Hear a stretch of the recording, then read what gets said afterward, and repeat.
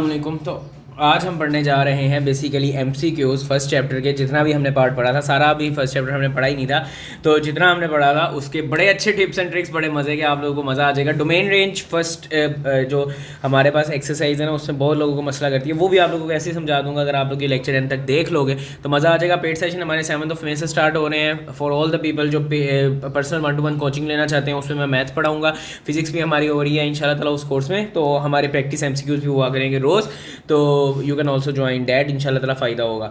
बिस्मिल्लाहिर्रहमानिर्रहीम। तो हम MCQs स्टार्ट करते हैं। सबसे पहले देखो, वो पूछ रहा है कि y is equal to x cube plus x plus one is an into function या ऑन टू फंक्शन। अब मेरी एक बात सुनो, जब भी हमारे पास ऑड डिग्री होगी तो वो फंक्शन ऑन टू होगा। आपको इसमें कुछ बच्चों देखो, दूसरा तरीका ये है, मैं आप लोगों को बना के भी दिखा दूंगा। डोमेन आपको सिलेक्ट कर लो 1 2 3, कोई 3 एलिमेंट ले लो, रेंज ले लो, ठीक है ना। अब रेंज आप किस तरह से मैप कर रही है डोमेन में, ठीक है ना। डोमेन के पुट करते जाओगे, जो जो रेंज आती जाएगी वो यहाँ लिखते जाओगे, और डोमेन रेंज को आप लोग इस तरह से सेट करोगे तो आप लोगों को पता चल जाएगा कि ये ऑन टू फंक्शन है। ऑन टू फंक्शन हम लोगों ने सेकंड चैप्टर में पढ़ा हुआ है फर्स्ट ईयर के, ठीक है। वहाँ पे मैं इसकी एक्सप्लेनेशन में नहीं जाऊँगा ऑन टू फंक्शन क्या होता है, लेकिन आप लोग यहाँ पर क्या कहते हैं ये एक बार देख लो कि ऑन टू फंक्शन क्या होता है। मैप भी करोगे ऑन टू आएगा, लेकिन ट्रिक है कि अगर आपके पास और डिग्री है किसी पॉलिनोमियल की, वो ऑन टू फंक्शन ही होगा, ठीक है ना। अब इस तरह ये आया y is equal to x4 plus x3 is n। अब हमारे पास इवन डिग्री है, मैंने तो ऑन टू का बताया, और डिग्री का बताया था कि वो ऑन टू होगा, ठीक है। इवन डिग्री है तो ये इवन डिग्री हमेशा ऑब्वियसली इन टू फंक्शन की होती है। ये अपने रजिस्टर में नोट लिख लो, ठीक है ना, बच्चे में बाद में भूल जाते हैं। उसके बाद हमारे पास आ जाता है find the domain of x square. अच्छा ये देखो, अब ये हमारे पास आ गई डोमेन एंड रेंज, ठीक है ना। तो हमारे पास क्या कह रहा है, फाइंड द डोमेन ऑफ ये क्या कहते हैं। अब देखो सिंपल है, जब आपके पास इस तरह की आ जाए जिसमें आपके पास मतलब fx ओवर gx हो, मतलब 1 उसकी फॉर्म में हो, ये देखो ऐसे हो fx ओवर gx, ठीक है ना, ऐसे ही है ना, मतलब ऊपर नीचे आ रहा है। तो जब भी ऐसे होगा तो आपने g ऑफ x को नॉट इक्वल टू 0 करना है किसी भी तरीके से। अब हमारे पास है एक्स स्क्वायर माइनस 16 और x माइनस 4, इसमें आप लोगों ने प्लस माइनस नहीं कर देना, ठीक है ना, वो काम खराब हो जाएगा। वो उसने इसकी डोमेन पूछी है, ठीक है ना। आप लोगों ने सिंपल क्या करना है, x माइनस 4 जो है वो आपका नॉट इक्वल टू 0 होना चाहिए। बाकी जो मर्जी हो, नेगेटिव हो पॉजिटिव हो, हमें कंसर्न नहीं है, नॉट इक्वल टू 0 होना चाहिए ताकि हमारे पास ये डिफाइंड रहे। तो x नॉट इक्वल टू 4 होना चाहिए, मतलब डोमेन में मैं रियल नंबर कोई भी नंबर पुट कर सकता हूं, बट 4 पुट नहीं कर सकता, क्योंकि 4 पुट करने से आंसर जो है वो 0 आ जाएगा। आंसर हमने 0 लाने नहीं देना, ठीक है ना।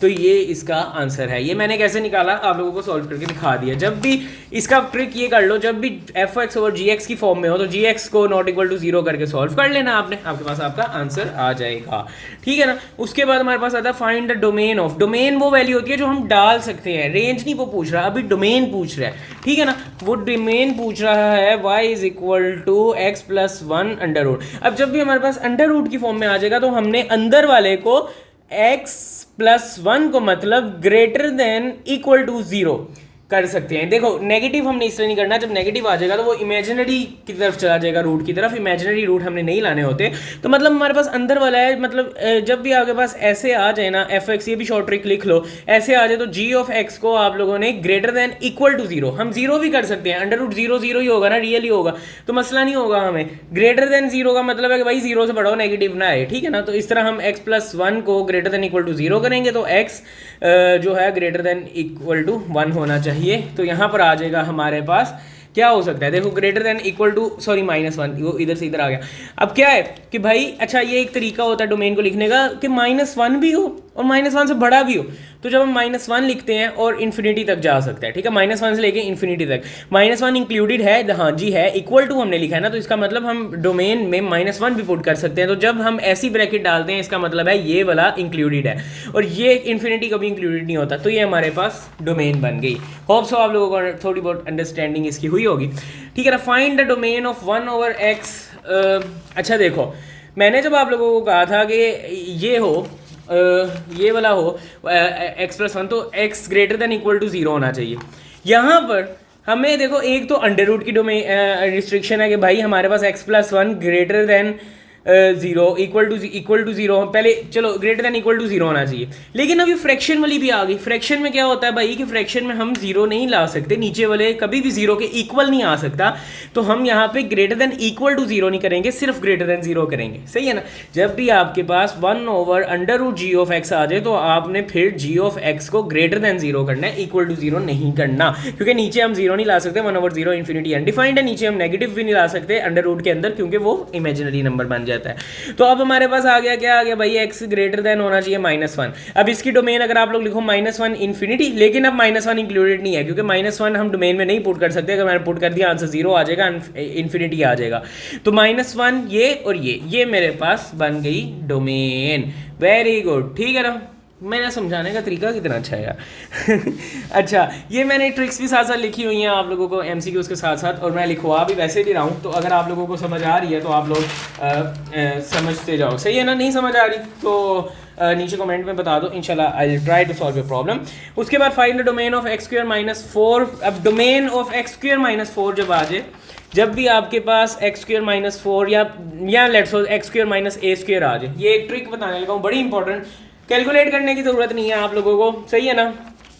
आप लोगों ने क्या करना है, x will be less than equal to a and x will be greater than equal to a, ये आप पुट कर सकते हो। ठीक है ना। अब इसके केस में a हमारे a² इज इक्वल टू 4 है, तो a हमारे पास 2 है। ठीक है ना। तो मेरे पास x less than equal to 2 और -2 सॉरी +-2 आएगा ना, और x माइनस यहाँ पे आएगा। ठीक है। और x greater than equal to 2 होना चाहिए। तो ये देखें, ये मेरे पास निकल आई डोमेन। इसका मैं वैसे भी तरीका बता देता हूँ। x² - 4 देखो हमने ये पढ़ा होगा ना, ये हमारे पास नॉट इक्वल क्या कहते हैं, ग्रेटर देन इक्वल टू 0 आ सकता है। ठीक है ना। तो ये ऐसे आएगा x² greater than equal to 4, x जो हमारे पास ये आएगा +-2। तो जब हम x के साथ करते हैं लेस देन इक्वल टू -2 कर देते होते हैं, और प्लस से ग्रेटर देन इक्वल टू कर देते होते हैं। जब इसे इनइक्वालिटी को हम सॉल्व करते हैं तो ऐसे आता है। तो इसका शॉर्ट ट्रिक सिंपल आप लोगों को बता दिया। जब भी x² - a² मतलब a² 4 है ना यहाँ पे हमारे पास आए, और x² बड़ा हो, ये बात याद रखनी है, x² a² से बड़ा हो, तब आप लोगों ने simply x - a x + a के इक्वल कर देना। ठीक है। मतलब स्क्वायर रूट लेके +a के इक्वल कर देना है। सही है। माशाल्लाह माशाल्लाह, मुझे नज़र ना लग जाए, इतना प्यारा पढ़ाता हूँ। अच्छा, उसके बाद हमारे पास आ गया डोमेन ऑफ 4। देखो पहले हमारे पास a² बड़ा था, सही है ना। अब यहाँ पर हमारे पास a² छोटा आ रहा है, क्योंकि ये देखो ये हमारे पास x² छोटा आ रहा है, क्योंकि ये हमारे पास बाद में आ रहा है, हमने नेगेटिव तो करना नहीं है। तो ये जब बाद में आएगा, नेगेटिव है ना, ऑब्वियसली -x² है, तो ये नेगेटिव है, तो ये छोटा है। तो जब हमारे पास, सिंपल ट्रिक बता रहा हूँ, a² - x² में आ जाए, पहले हमने x² - a² में पढ़ा था, तो इसका सिंपल होता है a less than equal to x less than equal to a greater than. ठीक है ना। ये आंसर आएगा। तो अब आप लोग इसका आंसर देखोगे, अगर 4 -x आ रहा है, -x² आ रहा है, तो इसका क्या आंसर आएगा भाई, -2 less than x less than equal to x less than equal to 2। सही है ना। तो ये आप लोगों का आंसर है, और ये हमारे पास यहाँ पर भी आंसर आ गया। ये ट्रिक बता रहा हूँ, ये वैसे भी आप लोग सॉल्व कर सकते हो। 4 - x² greater than equal to 0 होना चाहिए, तो उस हिसाब से भी सॉल्व कर सकते हो, आंसर यही आएगा। अब हमने रेंज फाइंड करनी है। रेंज हम कैसे फाइंड करते हैं, रेंज हम इस तरह से फाइंड करते हैं, जल्दी जल्दी से दस्ती खत्म करेंगे लेक्चर। क्या कहते हैं, x + 1 अंडर रूट, इसकी डोमेन क्या होगी, इसकी डोमेन हम पढ़ चुके हैं कि x + 1 greater than equal to 0 होगा, तो x greater than equal to -1 होगा। अब डोमेन हमारे पास इसकी बेसिकली ये है, तो आपने दोनों एक्सट्रीम्स डोमेन की पुट करके ना इसमें देख लेनी है आपकी रेंज क्या आएगी। दोनों एक्सट्रीम्स का मतलब है सबसे लोएस्ट -1 आ सकता है, तो -1 + 1 अंडर रूट इक्वल टू 0, मतलब 0 में मिनिमम होगा इसका जो इंक्लूडेड है। सही है ना, क्योंकि -1 अगर मैं पुट करूंगा तो रेंज 0 आएगी, तो ये इंक्लूडेड है। और मैक्सिमम मैं इन्फिनिटी पुट कर सकता हूँ, infinity + 1 infinity under root infinity, तो इन्फिनिटी भी आंसर आएगा। तो 0 से लेकर इन्फिनिटी इसकी रेंज बनेगी। सही है ना। तो इस तरह से समझ लो। अब आपके पास ये एक कांस्टेंट फंक्शन आया, वो पूछ रहा है कि ये इवन है या ऑड है या बोथ है। कांस्टेंट फंक्शन हमेशा इवन होता है, याद रखना। जब भी कांस्टेंट फंक्शन आ जाए आंखें बंद करके इवन लगा देना है। ये हमारे पास आया f(x) = x² is symmetric about, ये बात याद रखना, अगर इवन फंक्शन है तो वो सिमेट्रिक होता है अबाउट y एक्सिस, याद रखना। और अगर ऑड फंक्शन है तो वो सिमेट्रिक होता है अबाउट ओरिजिन। ये बात याद कर ली, ठीक है ना। उसके बाद हमारे पास आ गया f x is equal to zero is, ये इवन है या ओड है या बोथ है। जब हमारे पास जीरो फंक्शन आएगा, मतलब है तो ये कांस्टेंट फंक्शन ही, आप लोग कह दोगे कि भाई कांस्टेंट फंक्शन हमेशा इवन होता है, लेकिन इसके केस में थोड़ा सा चेंज होता है, ये है बोथ होता है, क्योंकि जीरो हमारे पास नेगेटिव पॉजिटिव जीरो का हमें पता नहीं चलता, तो हम जब भी f x equal to zero आएगा वो हमारे पास इवन ओड दोनों फंक्शन होता है। तो हम लोगों ने यहाँ पे फर्स्ट चैप्टर के कुछ एमसीक्यूज देख चुके हैं, फर्स्ट चैप्टर अभी तक हमारा कंटिन्यू है। मिलते हैं नेक्स्ट एपिसोड में, तब तक के लिए अल्लाह हाफिज़।